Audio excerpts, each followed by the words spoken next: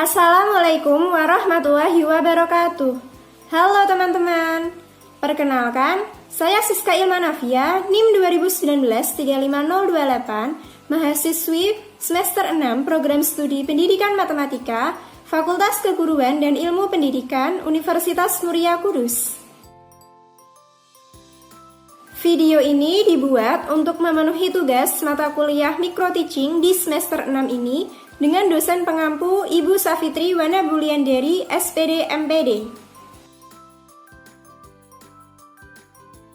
Assalamualaikum warahmatullahi wabarakatuh. Waalaikumsalam warahmatullahi wabarakatuh. Sebelum memulai pembelajaran hari ini, kita berdoa terlebih dahulu. Berdoa dimulai. Berdoa selesai. Nah, bagaimana keadaan kalian hari ini? Baik, Bu. Sekarang Ibu akan mengecek kehadiran kalian. Fanny, Hadir. Ellie, Hadir. Nah, materi hari ini adalah materi perbandingan, yaitu perbandingan dengan dua besaran yang satuannya sama dan berbeda.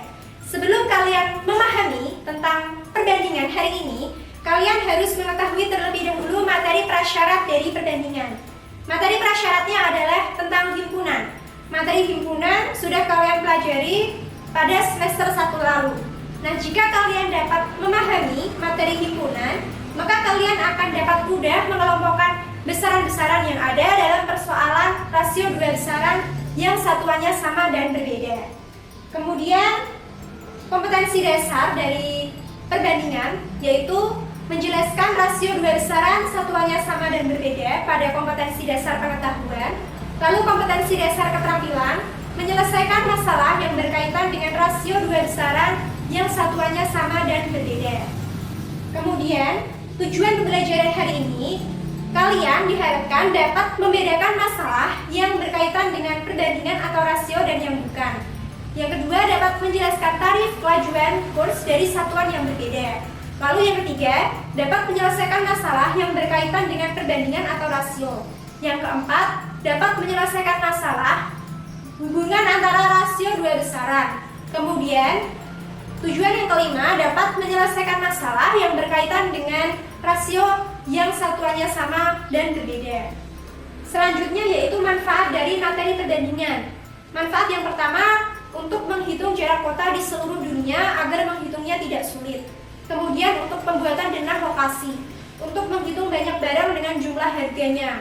Kemudian bisa juga untuk menghitung banyak liter bensin dengan jarak yang ditempuh pada kendaraan. Lalu bisa juga dapat menghitung kecepatan kendaraan dengan waktu tempuh dari kendaraan itu. Dan masih banyak manfaat yang lainnya. Nah, kemudian kita ke materi intinya. Yang pertama yaitu tentang pengertian perbandingan atau rasio. Di sini apakah ada yang tahu apa itu perbandingan? Nah, perbandingan A dengan B adalah A per B atau A banding B dengan syarat B tidak sama dengan 0. Sedangkan A dan B disebut faktor pembanding. Oke, sekarang kita melanjutkan materi ke perbandingan atau rasio dua besaran yang satuannya sama. Perbandingan atau rasio dua besaran yang satuannya sama adalah membandingkan dua besaran yang sejenis. Artinya harus mempunyai satuan yang Sama. Nah, pernyataan dua rasio yang sama itu disebut pernyataan dua rasio yang ekuivalen dan disebut proporsi. Nah, ada dua cara yang berbeda untuk menyatakan perbandingan. Cara yang pertama yaitu pecahan, misalnya 1/3 menggunakan tanda per seperti ini. 1/3. Ya. Lalu tanda yang kedua atau cara yang kedua adalah menggunakan tanda titik 2 seperti 1/2. 1/2. Jadi perbandingan itu bisa dinyatakan dengan dua cara, yaitu yang pertama menggunakan tanda per seperti pecahan, kemudian menggunakan tanda titik 2. Dibaca 1/3 dan 1/2. Gimana anak-anak? Apakah sudah paham? Paham, Bu. Kemudian kita ke contoh soal yang pertama. Nah, siswa di SMP Sukamaju diminta untuk memilih membaca berita melalui media online atau media cetak. Dari 150 siswa, 100 siswa memilih media online dan 50 siswa memilih media cetak. Nah, pertanyaannya, bagaimana cara kalian membandingkan pilihan siswa itu yang membaca melalui media online atau media cetak? Nah, saya akan menjawab pertanyaan dari contoh soal yang pertama ini. Jawabannya adalah 1/3 dari siswa SMP Sukamaju yang mengikuti survei itu lebih memilih media cetak. Ya, 1/3 itu lebih memilih media cetak dan rasionya adalah 2:1. Kita kembali ke contoh soal yang pertama. Kenapa dapat 1/3? Kita cari banyak siswa yang memilih media cetak. Berapa? Sebanyak 50. Jadi 50 ini dari jumlah siswa yang memilih. Jumlah siswa yang memilih ada 150. Kemudian 50 dibagi 150 ini kita sederhanakan. Semuanya dibagi 50. 50 bagi 50 dapat 1. Kemudian 150 dibagi 50 dapat 3. Jadi dapat 1/3. Nah, selanjutnya yaitu rasio banyak siswa yang memilih media online terhadap media cetak. Kenapa di sini dapat 2:1? Kita cari banyak siswa yang memilih media online. Ada berapa? 100. Kemudian banyak siswa yang memilih media cetak. Ada berapa? 50. Ditulis 100 banding 50. Kemudian 100 banding 50 ini dapat disederhanakan. Semuanya dibagi 50. 100 bagi 50 dapat 2. Kemudian 50 dibagi 50 dapat 1. Sehingga diperoleh rasionya adalah 2:1. Jelas? Jelas, Bu. Oke, sekarang saya minta kalian membuat satu jawaban dari contoh soal yang pertama ini ya. Selain jawaban seperti ini, kalian membuat satu jawaban berdasarkan contoh soal ini. Sekarang Ibu minta Shirley coba membacakan jawaban dari contoh soal yang pertama ini. Banyak siswa yang memilih membaca media online adalah 50 lebih banyak dari siswa yang membaca berita melalui media cetak. Oke, jawaban dari Shirley sudah benar ya. Sekarang kita lanjut ke contoh soal yang kedua. Contoh soal yang kedua adalah dari 150 siswa yang diwawancarai, ada 100 siswa memilih media online dan 50 siswa memilih media cetak. Pertanyaannya adalah rasio banyak siswa yang memilih media online terhadap jumlah siswa yang diwawancarai adalah. Nah, bagaimana cara menentukan rasionya? Kita menentukan dulu banyak siswa yang memilih media online. Banyak siswa yang memilih media online ada sebanyak 100 siswa. Kemudian jumlah siswa yang diwawancarai ada berapa? Ada 150 siswa. Kita tulis 100 banding 150. Rasio 100 banding 150 ini dapat disederhanakan. Masing-masing ruas dibagi dengan 50. 100 dibagi 50 dapat 2. Kemudian 150 dibagi 50 dapat 3. Sehingga diperoleh rasio 2:3. Nah, rasio 2:3 ini artinya adalah 2 dari setiap 3 siswa yang diwawancarai lebih memilih media online. Jelas anak-anak? Jelas, Bu. Oke, sekarang lanjut ke materi yaitu tentang perbandingan atau rasio dua besaran yang satuannya berbeda. Dua satuan dengan besaran yang berbeda itu dapat dibandingkan.